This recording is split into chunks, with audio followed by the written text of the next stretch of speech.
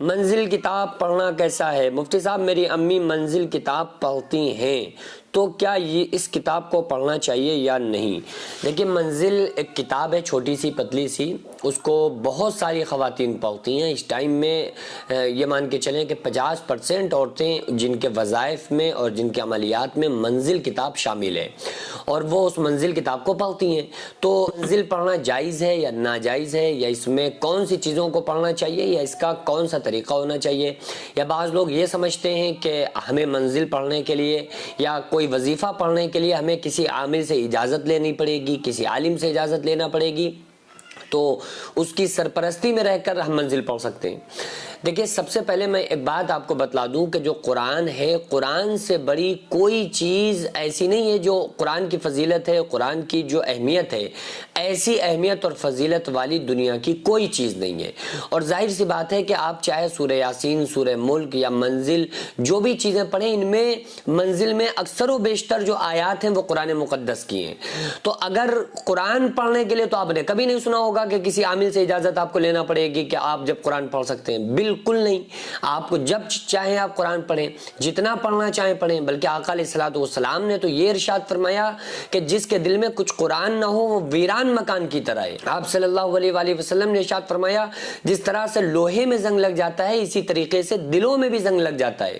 تو صحابہ نے عرض کیا کہ یا رسول اللہ صلی اللہ علیہ وآلہ وسلم، ہم لوہے کا زنگ تو ریگمال سے صاف کرتے ہیں، دلوں کا زنگ کس طرح سے صاف کریں؟ تو آقا علیہ الصلوۃ والسلام نے ارشاد فرمایا کہ قرآن پڑھا کرو، قرآن پڑھنے سے تمہارے دل کا زنگ دور ہو جائے گا، قرآن پڑھنے سے اللہ کی محبت میں ترقی ہوتی ہے۔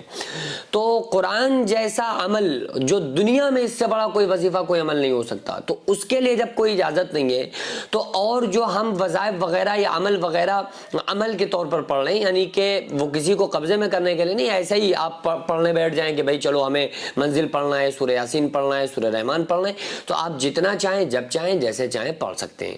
تو وہ منزل ہو یا کوئی دوسری کتاب ہو، اگر اس میں قرآنی آیات ہیں تو اس کا پڑھنا جائز ہے۔ اس میں وظائف ہیں جو رسول اللہ صلی اللہ علیہ وآلہ وسلم کی اذکار ہیں، جس میں آقا علیہ الصلوۃ والسلام کی سنتوں سے اور آقا علیہ الصلوۃ والسلام کی احادیث سے جو وظائف جو دعائیں ثابت ہیں وہ اذکار مسنونہ آپ پڑھ سکتے ہیں، کبھی بھی پڑھ سکتے ہیں۔ اس میں نہ کسی کی اجازت ہوتی ہے نہ کوئی مسئلہ ہے۔ ہاں جس میں کفر، شرک یا اور کچھ الٹی سیدھی الٹپ باتیں اس ٹائپ کی ہر دور میں الگ الگ طرح سے جیسے تمام چیزیں لانچ ہو جاتی ہیں، الگ الگ دعائیں، الگ الگ وظائف، تو ان کو فوکس نہ کریں۔ رسول اللہ صلی اللہ علیہ وآلہ وسلم کے بتائے ہوئے جو اذکار ہیں آپ ان کو مضبوطی سے تھامے رہیں۔